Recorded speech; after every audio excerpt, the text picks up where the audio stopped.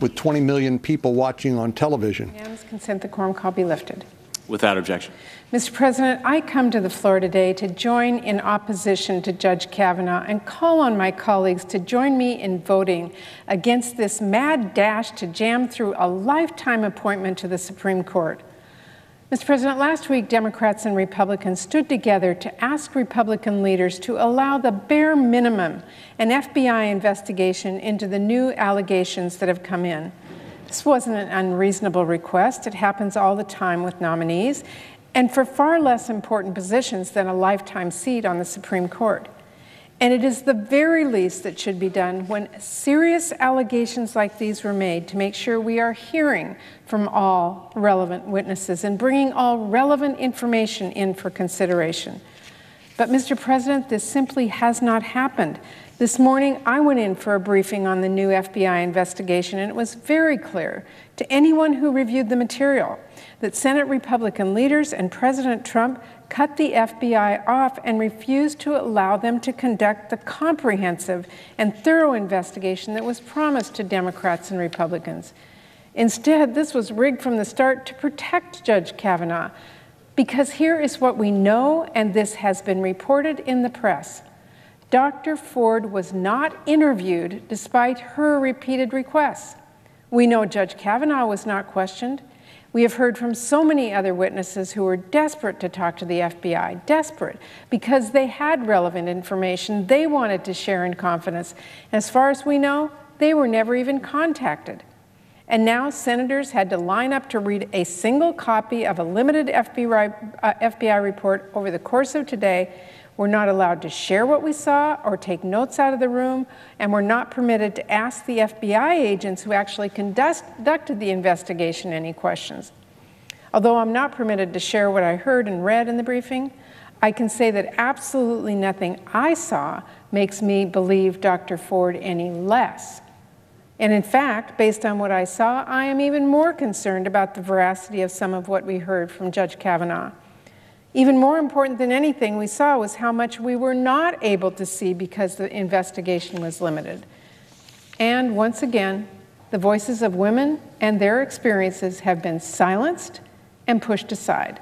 So, Mr. President, the questions everyone should be asking right now are, what are Republican leaders so afraid the FBI would find if they were allowed to take the full week to truly conduct a thorough investigation and talk to all of the relevant witnesses? What are they trying to hide, and why won't they allow this to be done right when we are talking about a nomination to the highest court in the land? So, Mr. President, I come to the floor to make 3 points, to urge my colleagues to vote no and stop this mad dash to a rushed confirmation.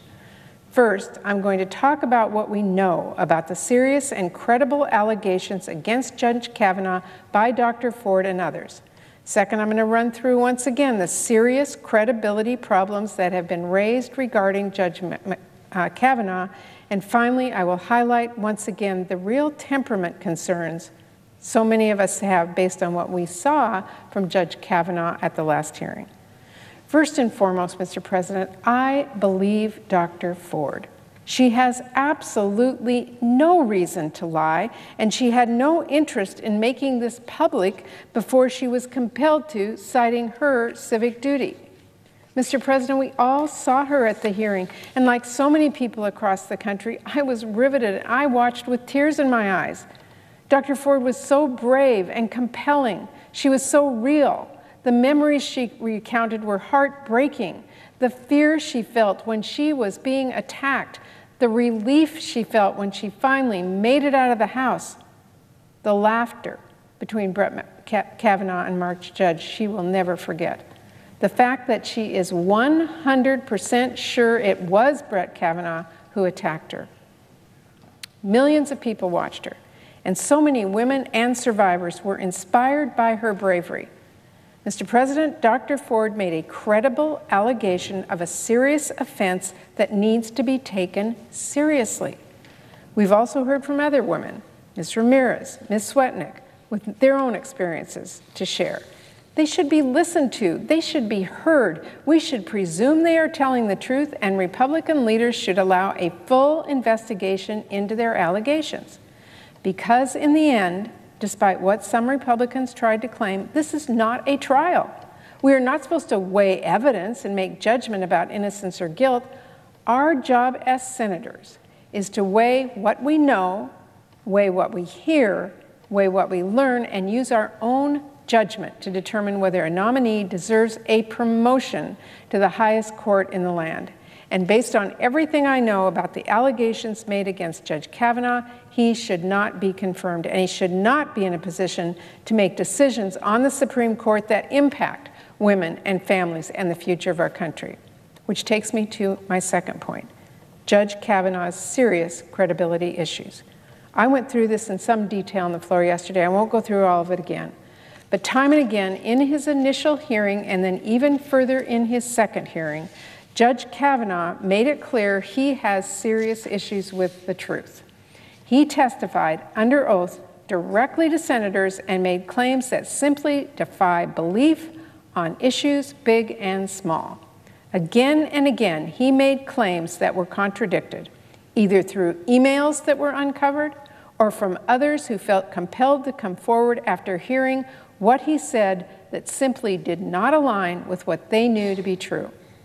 If we can't trust what he has said to us on those issues, if we know some of what he said is simply false, how can we trust him on so many other issues? Surely the least we can expect from someone nominated to serve on our nation's highest court has a basic commitment to honesty and truth, especially while under oath. This shouldn't be a partisan issue, it's just common sense. Which brings me to the third point I want to make. Like so many people watching last week's hearing, I was shocked by Judge Kavanaugh's raw anger, his rage, disrespect, sense of entitlement, and sneering condescension.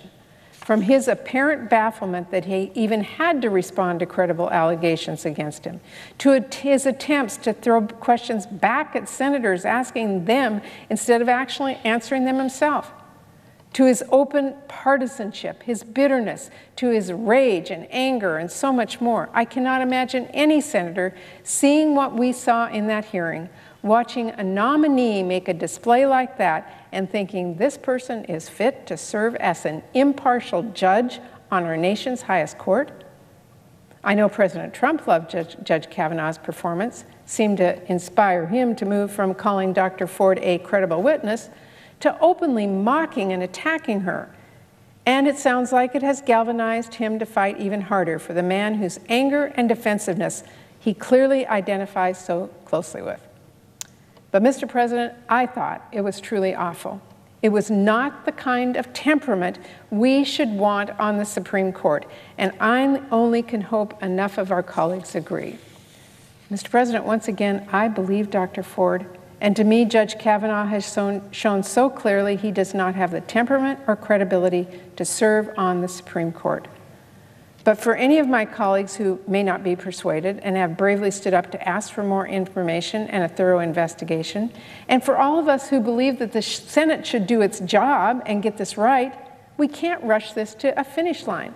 A truly thorough investigation must be completed as promised so that senators hear from all the relevant witnesses and gather all the relevant information before we cast a vote on this confirmation. It can be done quickly, but it has to be done right. Because, Mr. President, if this does end up being jammed through, as apparently currently Republican leaders intend to do, it will completely undermine the public's trust in the credibility of the Supreme Court as information continues to come out from investigations that will continue whether or not he's confirmed.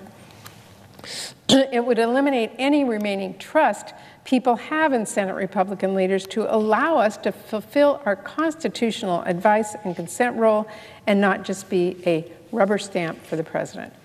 And it would cause tremendous anger and backlash across the country from those who are shocked to see the voices of women and survivors ignored like this. Mr. President, I ran for the Senate after I saw what happened to Anita Hill in 1991.